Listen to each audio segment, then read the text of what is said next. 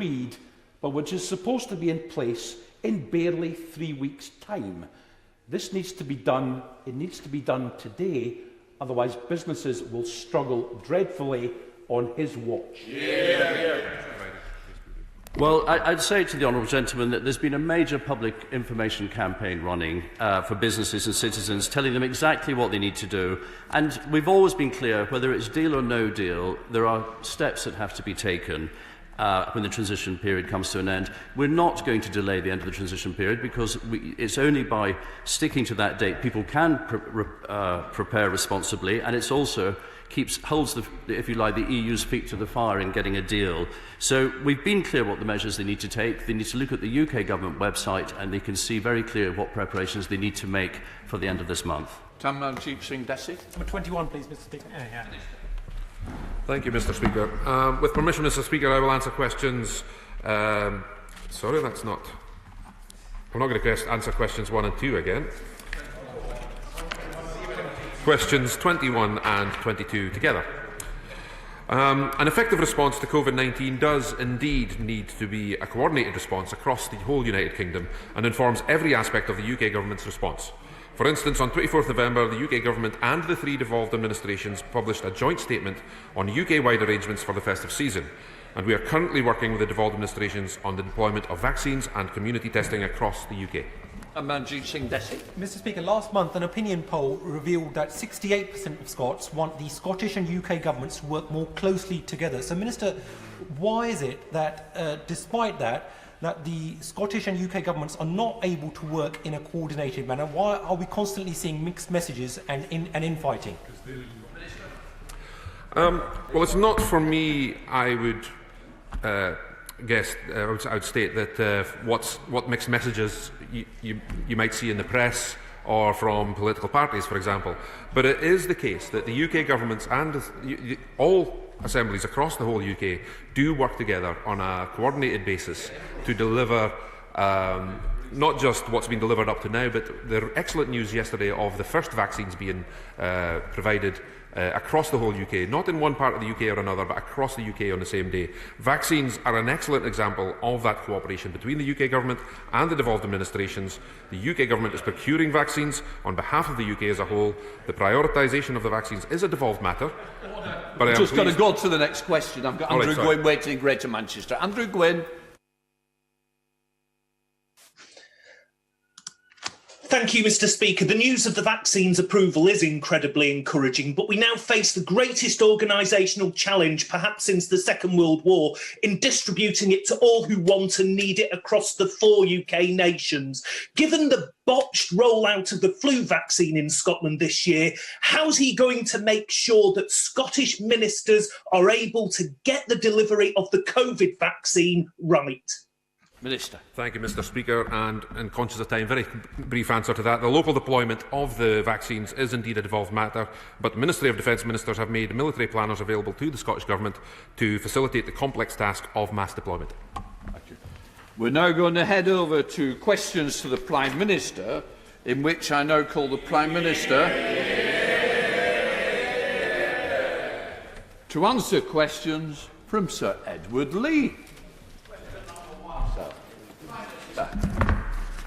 Thank you very much, Mr. Speaker. Forgive me, Mr. Speaker.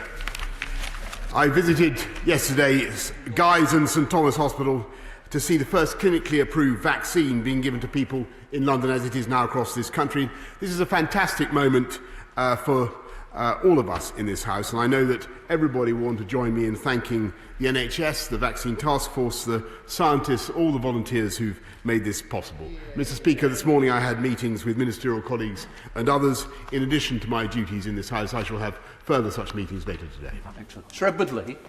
When I was a spear carrier in the Brexit referendum, that campaign led by my right honourable friend, we assured the British people that a trade deal was entirely achievable. So can I urge my right honourable friend to make one last effort, and surely that deal is achievable because we have no intention of lowering our standards. But the EU should know this, that if consistent with national security, he cannot secure that deal for us, this parliamentary party will back him to the hilt, because strength comes with unity.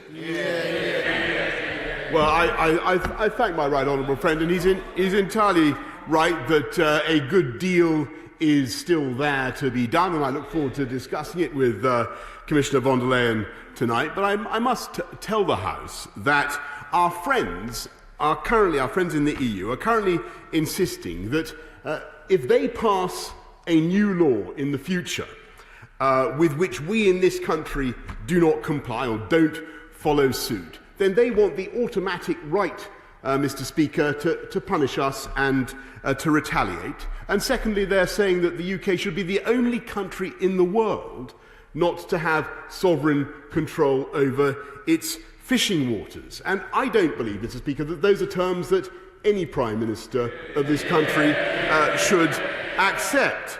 But I must tell the House and reassure my right honourable friend that whether the terms on which we deliver our new trading arrangements, whether the new arrangements resemble those of Australia's with the EU or whether they're like those of Canada with the EU, I have absolutely no doubt that from January the 1st, this country is going to prosper mightily, Mr. Speaker. Let us go over to the Leader of the Opposition, the Right Honourable Keir Starmer. Thank you, Mr. Speaker. And can I join with the Prime Minister in his comments about the vaccine rollout? It was fantastic to see the first person, Margaret Keenan, receive the vaccine yesterday. It's a huge national effort, and I want to thank everybody who's been involved with it. Mr. Speaker, can I also thank you and the House authorities for enabling me to participate today, notwithstanding the fact that I'm self-isolating. Mr. Speaker, a year ago, the Prime Minister stood on the steps of Downing Street and promised the country, these were his words, a permanent break from talking about Brexit. Can the Prime Minister tell us, how's that going? I'm delighted to welcome the right honourable gentleman from his vantage point of exile in Islington, and wish him all his spiritual home, and wish him all the best in his self-isolation. But I can tell him that his own silence on this matter has been sphinx-like. I think I wonder quite what it is, Mr. Speaker, that has kept him from asking this question for so long. We delivered Brexit, Mr. Speaker, on January the 31st, in case he failed to notice. Going back to Keir Starmer. Keir Starmer. Mr. Speaker, it's Camden, not Islington. Camden. And the Prime Minister starts straight away by deflecting. Same old, whether it's COVID or Brexit. 12 months ago, he told the British people that he had an oven-ready deal. He didn't say he had half a deal. He didn't say the next stage will be very, very difficult. In fact, he told the British people, this was before the election, he faced them and he told them, these were his words, that the chances of no deal were absolutely zero. And the now Chancellor obviously took him at his word, because the Chancellor said in the run-up to the election, we won't need to plan for no deal because we have a deal. So a year on, why should anyone who trusted the Prime Minister when he said he had a deal, including his Chancellor apparently, believe a word that he says now? Prime Minister. Well, Mr. Speaker, I hesitate to accuse the right honourable gentleman of deliberately trying to mislead people, but let's be in no doubt that we had an oven-ready deal, which was the withdrawal agreement, by which the people voted for, as he rightly points out, by which this country left the customs union, left the single market, and delivered on our promises. And I can tell him that whatever happens, and you must know this, Mr. Speaker, that whatever happens from January the 1st, this country will be able to get on with our points-based immigration system, which we have put into law in fulfilment of our manifesto commitment. We'll be able to get on with instituting free ports, low-tax tax-free ports in places where jobs and growth are most needed around the country. We'll be able to honour our promise to the British people and institute higher animal welfare standards, and we'll be able to do free trade deals, and we'll get our money back as well, Mr. Speaker. I don't know what else he wants to see from January the 1st, but all those things will be delivered. Returning to Camden with Keir Starmer. I see, Mr. Speaker. Apparently, get Brexit done just meant the first part of it, the easy bit. I don't remember that being written on the bulldozer at the time. Mr. Speaker, last September, the Prime Minister actually hit the nail on the head when he said that leaving without a deal would be, in his words, a failure of statecraft. It would. It would be a total failure. And it will be the British people who pay the price. Does the Prime Minister agree with his own spending watchdog, the OBR, that the cost of that failure, of leaving the EU with no deal, would be higher unemployment, higher inflation, and a smaller economy? Mr. Speaker, the more he talks about Brexit, the more I can see why he tried to avoid the subject for the last for the last year. We did leave with a very good deal, and under any circumstances, this country will prosper mightily. And I may say to the right honourable gentleman, when he talks about the possible adverse consequences for this country of a deal on Australian terms, which I think is what he's talking about, we have yet to hear from the Labour Party what their view is of that matter. Would they vote for it? Yes or no? I mean, he remained totally Delphic last week, Mr. Speaker, about his policy on fighting coronavirus. He's totally Delphic about what to do on Brexit as well. Keir Starmer. Mr. Speaker, the Prime Minister talks about indecision. He is absolutely stuck. This is the truth of it. He's absolutely stuck and dithering between the deal he knows that we need and the compromise he knows his backbenchers won't let him do. Mr. Speaker, I genuinely hope this is the usual Prime Minister's bluster, and that, like one of his newspaper columns, a deal arrives at the last minute. But for some people and their jobs, it's already too late. Yesterday, Ineos, a major employer in this country, announced that they will not now build the new Grenadier car in Bridgend and will move production to France instead. This is a project that just 2 months ago, the Prime Minister said was a vote of confidence. So hundreds of skilled jobs now won't go to Bridgend. Can the Prime Minister tell us how many more British jobs have to go overseas before he gets on with delivering the Brexit deal that he promised? Mr. Speaker, I think it's a bit much of the Leader of the Opposition to criticise the government for failure to come up with a policy on Brexit, when he can't even, and a bit much for him to attack the putative consequences of coming out on Australian terms, when he can't even say whether he would vote for that deal, yes or no.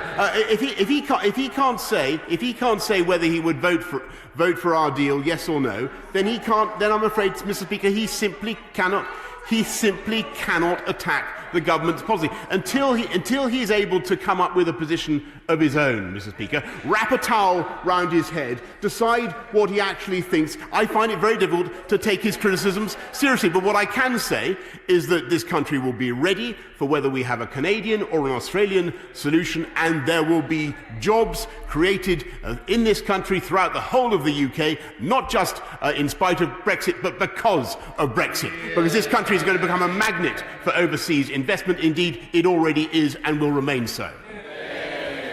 Keir Starmer. Mr. Speaker, the Prime Minister asked me how I'll vote on a deal that he hasn't even secured. Secure the deal, Prime Minister. You promised it.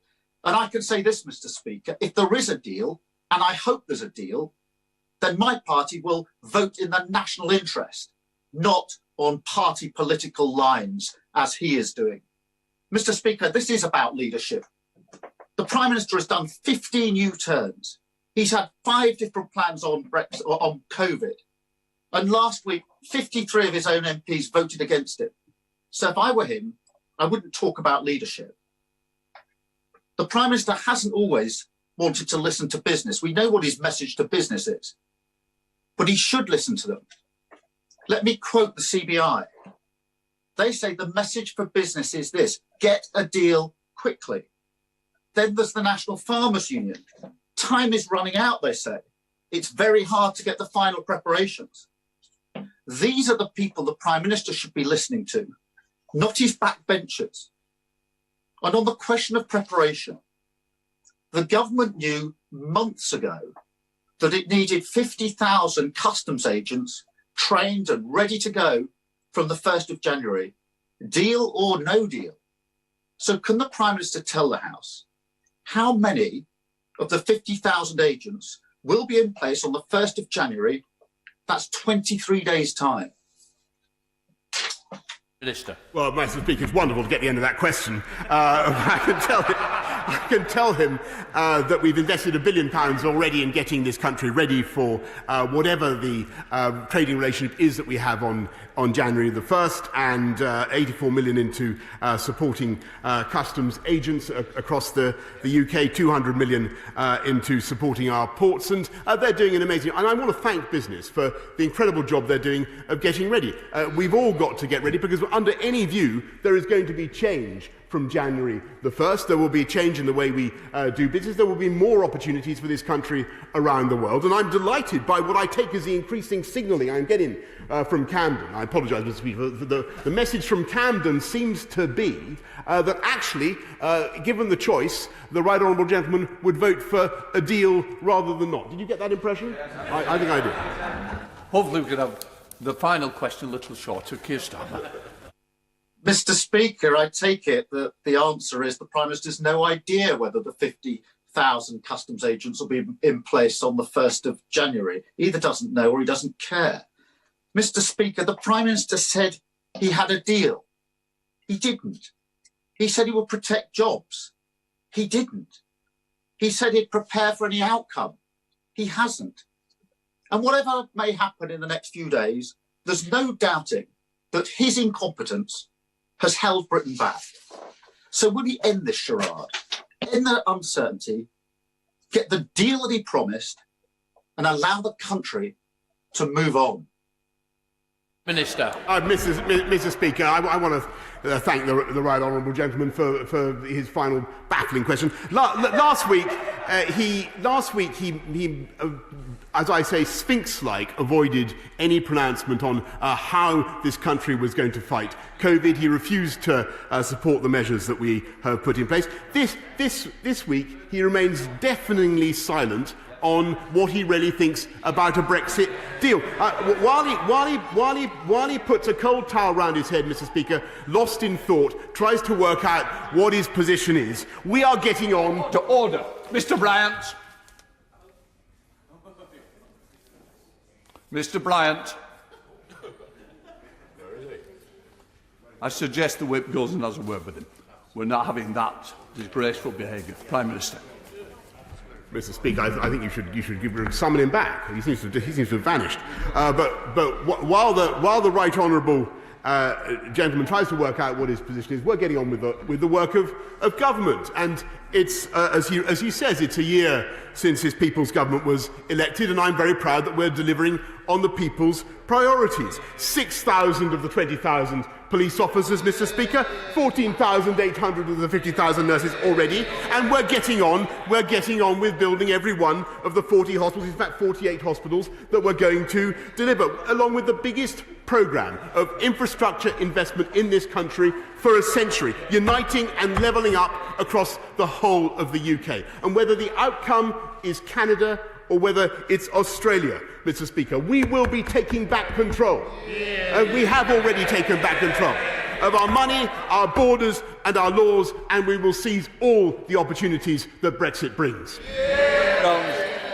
Thank you, Mr. Speaker. Today is Coronation Street's 60th anniversary. It's the world's longest-running TV drama serial. This is an amazing landmark, so congratulations to it.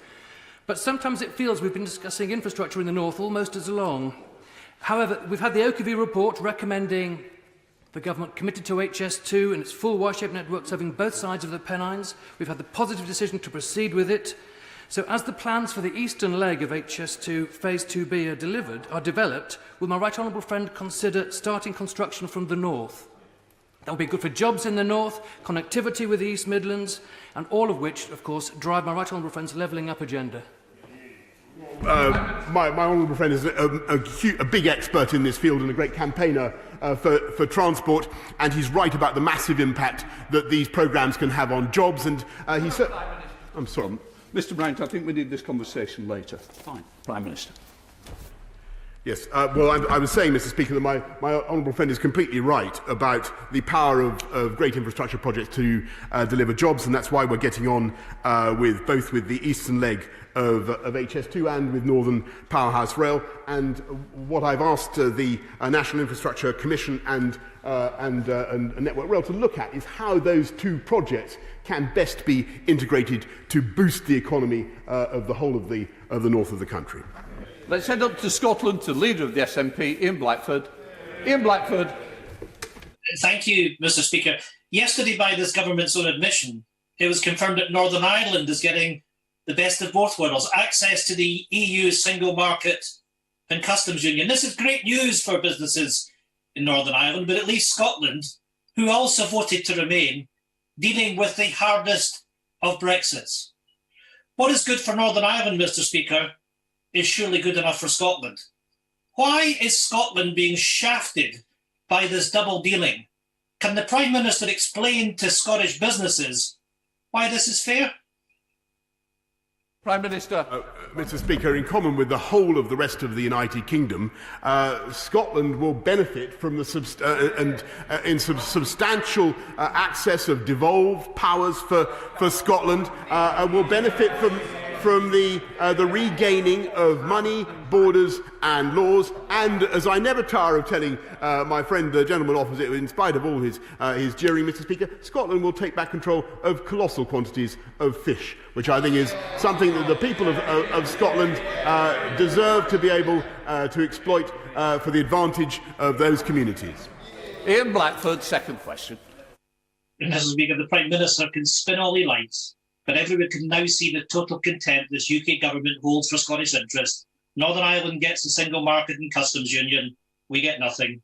Members of his Scottish branch office told him how unfair and damaging it would be to deny Scotland's access to the EU single market and customs union, whilst at the same time delivering it for Northern Ireland. Ruth Davidson even said that such an act would undermine the integrity of the United Kingdom. The former Scottish Tory Constitution spokesperson said it would be the end of the union. They, along with the former Scottish Secretary, said that if this were to happen, they would all resign. So, Mr. Speaker, since the Prime Minister is ready to sell out Scotland's interests with his Brexit deal, does he expect to receive these resignation letters from Baroness Davidson or her cohorts before or after he travels to Brussels tonight?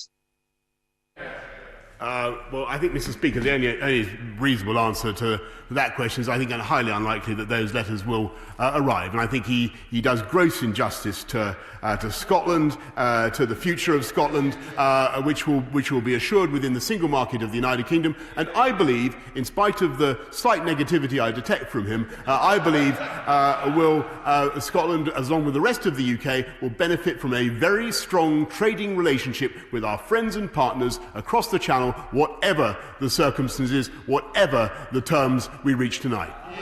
Julie Malson. Thank you, Mr. Speaker.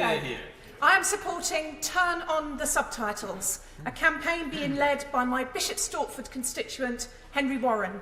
There is a wealth of evidence that default same-language subtitling can have a dramatic effect on children's literacy, particularly for disadvantaged children, which I know is a great priority for my right honourable friend, given the potential impact of COVID on the attainment gap.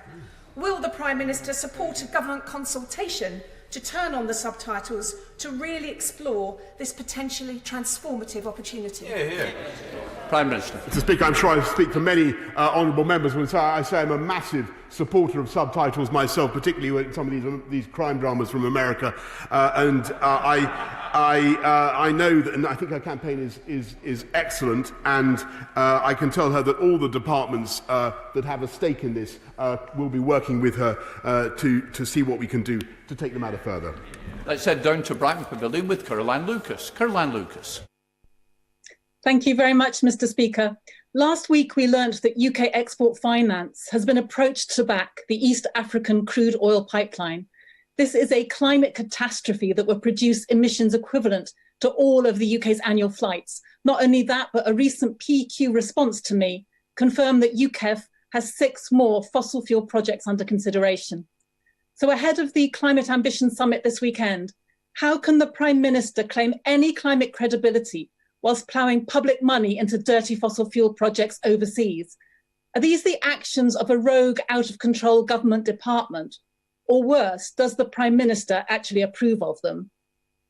Mr. Speaker, the right honourable lady, I hope, knows that we're moving away dramatically and at speed from UK export finance to support fossil fuel exploration around the world. But of course, hydrocarbons remain a significant industry in Scotland and many other places. And insofar as there are legitimate contracts that are at risk of being frustrated, then we can't do that. But I really think her criticism of the government is absurd. When you look at the overall record, the ambition of this government, the first country in the developed world to set a target of net zero by 2050. I know actually when she's being less polemical, she's had some kind words to say about the government's programme, and I certainly support her in that. Thank you, Mr. Speaker. Would my right honourable friend confirm that our future immigration policy will welcome law-abiding citizens of other countries to our country? Those who come to this country and are subsequently convicted of serious crimes, including rape and murder, should expect to be removed from this country to keep our citizens safe. Prime Minister. Mr. Speaker, indeed, I was astounded to see that 42 members on the opposite benches wrote to the Home Secretary opposing the deportation of foreign national criminals, whilst the leader of the party opposite maintained his characteristic Delphic silence on the matter, Mr. Speaker. Thank you very much, Mr. Speaker.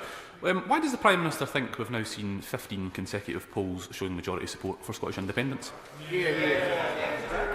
Mr. Speaker, the people of Scotland, as the honourable gentleman knows very well, voted in 2014 by a substantial majority to remain in the UK. I believe that was the right decision, and I believe that were they ever to be asked in the future the same question again, I believe it would be the same answer. But as he has said, and as the gentleman opposite have said many times, it was a once-in-a-generation event, Mr. Speaker. Let's head to Stafford with Theo Clark. Theo Clark. Thank you, Mr. Speaker. Staffordshire is currently in Tier 3, so unfortunately, due to restrictions, many local businesses are either unable to open or having to operate differently, which is having significant impact on my constituents' lives and livelihoods. So will the Prime Minister commit to providing sufficient testing in Staffordshire to help us to get out of Tier 3 as soon as possible? And will my right honourable friend assure me he will do all he can to support businesses and protect jobs in Stafford, as well as creating new employment opportunities for young people after December 31st? Prime Minister. I thank my honourable friend. And number one, yes, of course, we will do everything we can with NHS Test and Trace plus our armed forces to roll out community testing in Stafford. And number two, of course, we want to support Stafford and the people of Stafford with a massive programme of business support, including nearly 1.4 million bounce-back loans and grants, rate relief and VAT deferrals. Weston. Thank you, Mr. Speaker. The Prime Minister will fully appreciate that the use of gross domestic product as a measure is abstract in terms of dealing and understanding prosperity. But people talk about 15% drop in GDP as a result of the pandemic. If you look at a simple analysis of car sales as an indicator of economic performance, relative to Germany, we've lost 184,000 car sales in the UK, or versus France, 100,000. Behind those numbers, which are big hits of PLC, UK PLC, are jobs and businesses. How does the Prime Minister explain this relative economic performance?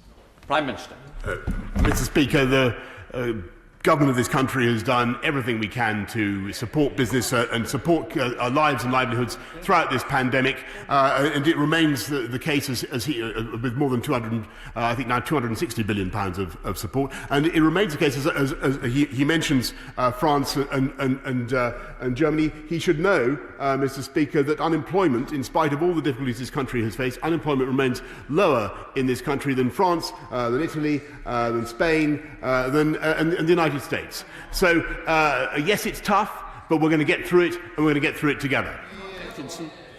Thank you, Mr. Speaker. Can I commend my right honourable friend's bold 10-point plan for a clean, green industrial revolution and ask for his support to help me deliver a 26-hectare renewable energy manufacturing hub at Oldside in the Port of Workington, continuing to deliver on our promises 12 months ago when I turned Workington blue. Excellent. Yeah. Prime Minister.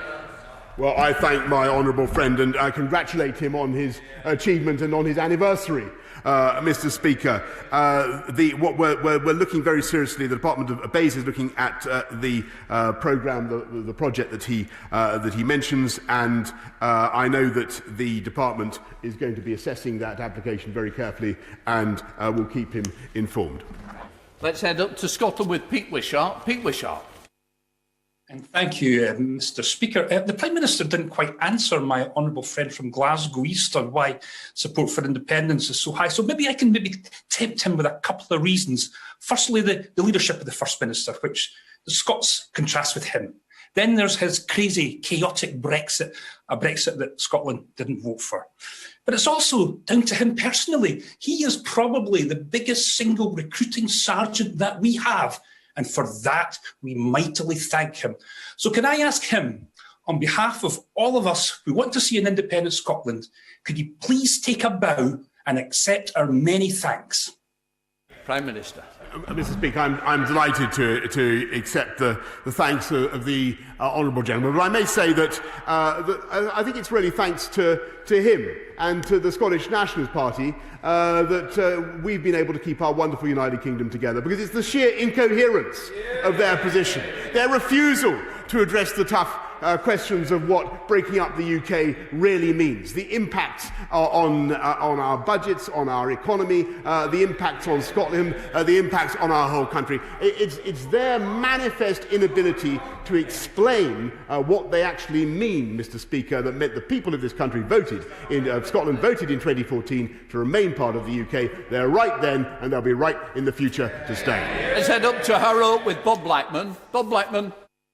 Thank you, Mr. Speaker. It is now 3.5 years since the Grenfell fire tragedy that cost the lives of 72 people. Yet there are still 3.6 million leaseholders living in potentially dangerous, unsaleable and unmortgageable properties. The government quite rightly set aside £1 billion towards the remediation of non-ACM cladding. But this expires on the 31st of December this year. And it's clear that it's going to be insufficient to cover the costs. So could my right honourable friend set out for the House what the plan is for next year to remediate the cladding, and will he give a cast iron guarantee that leaseholders will not have to pay a penny piece towards the cost of replacing this unsafe cladding? Prime Minister. Well, Mr. Speaker, my honourable friend is absolutely right to draw attention to this injustice and what's happening with leaseholders at the moment. That's why we put 1.6 billion into removing unsafe cladding. I don't want to see leaseholders being forced to pay for this remediation, and I can assure my honourable friend we're looking now urgently before the expiry of the current arrangements at what we can do to take them forward, support leaseholders who I think are in a very unfair position. Thank you very much, Mr. Speaker. Is the Prime Minister aware that his government risks failing a generation of children in my constituency of Enfield North and across the country, as we've seen, as the analysis shows this week, that only 1 in 6 pupils on free school meals who are most likely to fall behind their peers will benefit from the programmes to help them catch up on lost learning as a result of COVID. Does the Prime Minister agree that this is simply not good enough? enough? And can he explain why we are in this dire situation 9 months on? Prime Minister. Well, I share her anxiety about the impact of differential learning on kids in our schools across the country, because there's no doubt that different groups have been affected in different ways by the pandemic. That's why we put £1 billion or more now into the catch-up funds. But it's also why it's so important to make sure that kids do go to school and do stay in school, and that's why we put all the emphasis that we have throughout this pandemic on maintaining kids in school, even if it's put pressure on the hospitality sector and other parts of our economy. Michael Longy. Thank you, Mr. Speaker. And I wonder if my right honourable friend, if he were to find a small gap in his very, very busy diary, if he would join me on a visit to the Black Country Living Museum, where I would introduce him to a plate of Black Country battered chips, to a pint of Holden's Golden Glow, and on all of this after he has actually reviewed the arrangements the museum has made to become a COVID vaccination centre. Well, Mr. Speaker, I'm thrilled. I'm thrilled that the Black Country Living Museum has become is in line to be a COVID vaccination centre, and I look forward to I've had many happy meetings with him in the Black Country, and as a proud former resident of Bilston, Mr. Speaker, I look forward to returning before too long. Mr. Speaker, I know you're a strong supporter of the Falklands Islands. The Falkland Islands face the prospect of the fisheries exports to the European Union being subject to tariffs of between 6 and 18% from the 1st of January. Fisheries exports to the European Union account for over 40% of the island's gross domestic product and up to 60% of the government's revenue. This poses a serious challenge to the Falkland Islands. Will the Prime Minister raise this matter when he meets with the President of the European Commission later? Indeed, Mr. Speaker, and he's right to raise the issue of the Falkland Islands and indeed other Crown territories and overseas dependencies around the world whose future trading arrangements must be secured, and that is indeed something that we have raised and will continue to raise on their behalf and make sure that they get the satisfactory assurances that they need. Let's head up to Hertfordshire with Sir Oliver Heald. Sir Oliver. Thank you, Mr. Speaker. The Prime Minister is aware of the continuing concern in rural communities such as those in North East Hertfordshire about intentional unauthorised development where suddenly caravans appear on land without planning permission. Many of my constituents and I support Proposal 24 in the Planning White Paper, which proposes new powers for councils to tackle this. Will the Prime Minister put his authority behind this so these changes can be made as soon as possible? I do indeed, Mr. Speaker, and I think that everybody in the House recognises the distress that unauthorised encampments can cause to local communities. My right honourable friend is right to draw attention to this. He's right also to call attention to the new powers we're giving both to police and to councils to tackle the matter, and I'm glad of his support. Sig McCabe. Could the Prime Minister kindly explain to the people of Tier 3 Birmingham, population over 1 million and where almost 2,000 have lost their lives, why he doesn't consider them a priority for receipt of the vaccine? Prime Minister. Well, Mr. Speaker, I really must respectfully disagree with the honourable gentleman. The Joint Committee on Vaccination and Immunisation has set out very clear criteria of the groups, that starting with those over 80, the care homes workers, NHS workers, those in care homes. He knows the criteria very well, and Birmingham, of course, will be amongst them. Of course, that's right. And I'm afraid I simply cannot accept the premise of his question. Fletcher. Thank you, Mr. Speaker. Conservative colleagues across Derbyshire have been working very hard on our bid for community testing to help us tackle COVID. Will my right honourable friend ensure the bid from Derbyshire County Council receives the resources and attention that we need to help us in our fight to get out of Tier 3? Prime Minister. Yes, Mr. Speaker, and I was discussing Derbyshire's bid just this morning for a big community testing programme, and we will do everything we can, obviously, to support him. I thank him and local leaders for what they're doing to promote community testing. Let's head up to Yorkshire with Richard Bergen. Richard Bergen.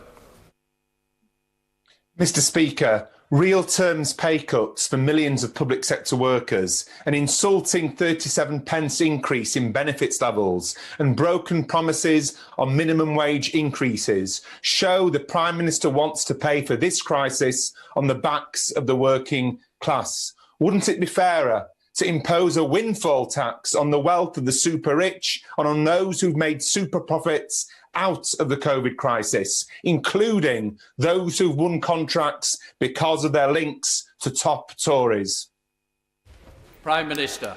Well, Mr. Speaker, I must again strongly disagree with what the honourable gentleman says, because everybody on this side of the House is proud not just of the living wage, but of record increases in the living wage, above inflation pay rises across the board, and of course we're proud of what we've done to support nurses and the NHS, a record investment in the NHS. I don't think anybody looking at the investments this government has made in the public sector could doubt our commitment, and we will continue to do that, Mr. Speaker. But what we want to see is our economy recovering and our strong and dynamic private sector, which he disparages, enabling this country to forge forward as it should. Thank you, Mr. Speaker. It's been almost 12 months since I and many of my colleagues were elected to this House for the first time, and it was a great privilege to deliver my maiden speech in the second reading of the Environment Bill and be on the Bill Committee for this landmark piece of legislation. Does my right honourable friend agree with me that not only is protecting the environment a moral duty, but it presents an economic opportunity, including the creation of jobs for my constituents in Meriden? Yes, Mr. Speaker, it's crucial to understand that the 10-point plan for the green industrial revolution is about jobs, jobs, jobs.